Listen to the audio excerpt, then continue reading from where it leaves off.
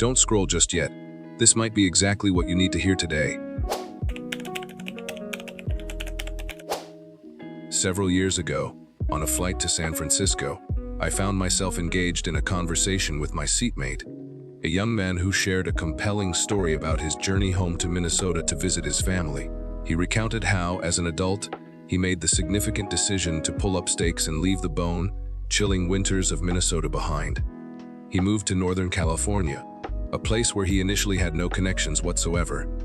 Despite this daunting prospect, he spoke with great enthusiasm about his new home, extolling its professional opportunities and the wonderful weather, which he clearly preferred over the snowy, landlocked place he had grown up in. Yet, even with his evident appreciation for his new environment, something in his words struck me as slightly tinny and hollow. I paused for a moment, then posed a simple question. Do you ever miss Minnesota? He didn't answer immediately, but after a minute or two, he looked away and I noticed his eyes had become shiny. Softly, almost wistfully, he said, "Minnesota will always be my home." This poignant interaction underscored a profound and universal truth. True isn't merely a physical location or a collection of amenities. It's a deep-seated feeling, a sense of belonging that resonates within one's soul. Perhaps you, too, can relate to this powerful sentiment. Many of us don't truly feel at home where we currently reside, a feeling that has been significantly amplified and brought into sharp focus by recent global events, such as the pandemic. These events have led to countless individuals being involuntarily displaced or trapped in living situations not of their choosing. This widespread upheaval, while challenging, also presents a unique and perhaps unprecedented opportunity. The dramatic shifts in the economy, coupled with the widespread adoption of remote work, have revealed that many jobs can now be performed with far greater geographic flexibility than was ever possible before. If you find yourself uncomfortable with your current status quo, this paused time in life might just be the impetus you need to consider a profound change. This year could truly be the chance for you to make the move to the place where your heart genuinely resides, where you can find that elusive sense of belonging. There's a fascinating and beautiful term that captures this deep, almost spiritual connection to a specific place: Topophilia. This concept was popularized by the geographer Yi Fu-tuan in 1974, who described it as the human being's affect ties with the material environment. In simpler terms, it encompasses the warm feelings, the vivid emotional responses, and the often unexplainable affections one develops for a particular place. Consider the insightful observation from one of my fellow Seattle natives, who confessed to hating the rain in Boston but expressed a deep fondness for Seattle's precipitation. When asked why, he simply stated, "Only Seattle rain is nice." This anecdotal example beautifully illustrates how personal, deeply ingrained, and sometimes even seemingly irrational our attachments to places can be, revealing a connection that goes beyond mere logic or convenience. In his remarkable book A Re-Enchanted World, the sociologist James William Gibson delves into the concept of topophilia as a spiritual connection, particularly emphasizing our bond with nature. Further expanding on this idea, Oladile Ogun-Satan, a microbiologist at the University of California at Irvine, demonstrates topophilia by showing that people are drawn to places based on both objective and subjective, even unconscious criteria. My personal affinity for the Seattle rain is likely fueled by what Ogun-Satan refers to as a synesthetic tendency. This means that ordinary sensory perceptions, such as the comforting smell of a fresh, cooked pie, the distinct sound of a train whistle piercing the night, or the crisp feeling of a crisp autumn wind, can evoke a visceral memory of a particular place, creating a powerful emotional resonance. These intricate connections highlight how our senses deeply intertwine with our perception and affection for a place. It is truly worth taking the time to reflect on your strongest positive synesthetic tendencies, as they serve as powerful indicators and reminders of your topophilic ideal. These deeply personal connections are not merely random preferences. They are excellent guides, essential to designing a future that is intrinsically linked to your happiness. This is a crucial point, underscoring that your choice of residence plays a significant role in your overall well-being. Consider the example of Tal Ben-Shahar, one of the world's most famous happiness experts. Several years ago, he left a teaching position at Harvard University to return to his native Israel because he felt an undeniable pull to his homeland. This compelling personal narrative exemplifies how profoundly a sense of belonging and connection to a place can influence one's life choices and pursuit of happiness.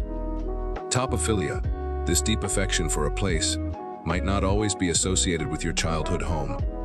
For me, a series of synesthetic tendencies led me first to Seattle, and subsequently to Barcelona, a vibrant city where I lived in my 20s.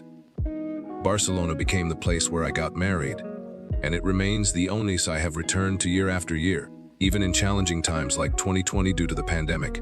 In my daily life in the United States, certain smells and sights consistently remind me of my neighborhood in Barcelona and the first home my wife and I shared there.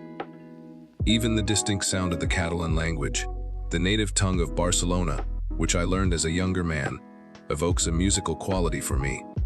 These sensory memories vividly bring back the feeling of being there, underscoring the powerful and enduring impact of topophilia. Of course, identifying your ideal home and then uprooting your entire life to move there is far from simple.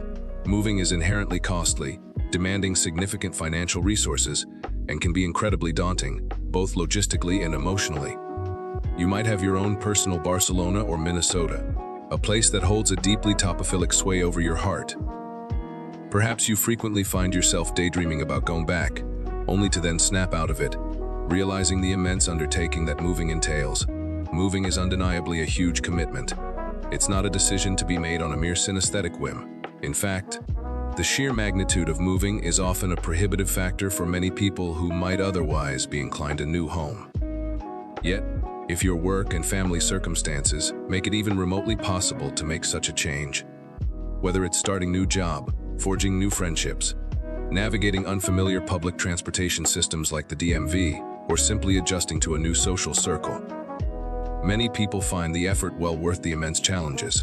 I can personally attest to the challenges of relocation, having moved between states or even countries 11 times in adult life, most recently in 2019. Each move has been undeniably hard.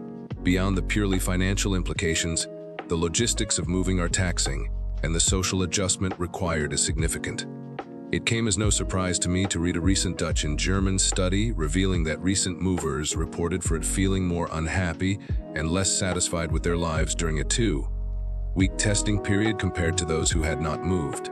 This research suggests that the social costs of moving, though often manageable, can lead people to feel more lonely and isolated than is necessary. For instance, the researchers found that when people move, they tend to spend less time than people who already live in that place on active leisure, like exercise and hobbies, and more time on the computer SETI 7 hen. It's genuinely hard to imagine something more self-destructive than spending excessive time looking at social media when you're feeling isolated and lonely. However, there are ways to mitigate the unhappiness that can arise from moving to a new place. In her insightful book, This A You Belong, author Melody Warnick examines the evidence on moving and happiness, arguing that a large part of the unhappiness people suffer at the outset of arriving in a new place can be mitigated, even avoided. This involves adopting a proactive approach and engaging in a variety of practices, such as actively exploring your neighborhood instead of merely staying in your home. It also means continuing to do the things that made you happy in your old home and actively socializing. If someone invites you to socialize, accept the invitation. And if you're looking for connections, don't hesitate to invite people over to your place. I can personally vouch for this idea whenever we move. My wife and I make it a point to have at least 2 dinners at our house per month during the first year. This simple practice has been incredibly helpful in fostering a sense of community and belonging. Furthermore, it's important to understand that moving is a relative concept. For some individuals, the topophilic ideal, that perfect place where their heart truly feels at home, might not involve a cross-country relocation. It could simply be the only financially manageable option under current circumstances to move to a neighborhood just across town. Even smaller moves can significantly mitigate both social and economic costs, making the transition much smoother, and they can still provide profound happiness benefits. Perhaps the appeal of a new neighborhood is that it offers more living space, or it might be closer to loved ones, allowing for more frequent connections. Or, as the Seattle native so aptly put it, maybe it just has nicer rain. The key is that the move, regardless of its scale, aligns with your personal desires and contributes to your overall well-being. Perhaps the biggest barrier for many people considering a move is the sheer audacity of it. The bold step of relocating simply because you want to, based on an emotional desire rather than a purely logical defense. Some people might even perceive such a decision as irrational or crazy. But this brings me to my final and most crucial point. Several years ago, I wrote a textbook on social entrepreneurship. In my research among entrepreneurs, I observed a consistent tendency. They were willing to put personal capital at significant risk in exchange for what I termed explosive rewards, rewards that might seem difficult to justify logically. However, these entrepreneurs intuitively understood that the reward would ultimately manifest. As the economist Joseph Junter described it, the entrepreneurial impulse is a powerful drive, the dream and the will to found a private kingdom. Not everyone is a business founder, of course, but you can still be an entrepreneur in the truest sense, engaged in the enterprise of building your own life, your own private kingdom. And sometimes, that means embracing the emotional risk, daring to follow your heart's desire, for the truly explosive rewards that will ultimately come from within your heart. It means creating a life that feels authentic and fulfilling, regardless of external validation or logical justifications.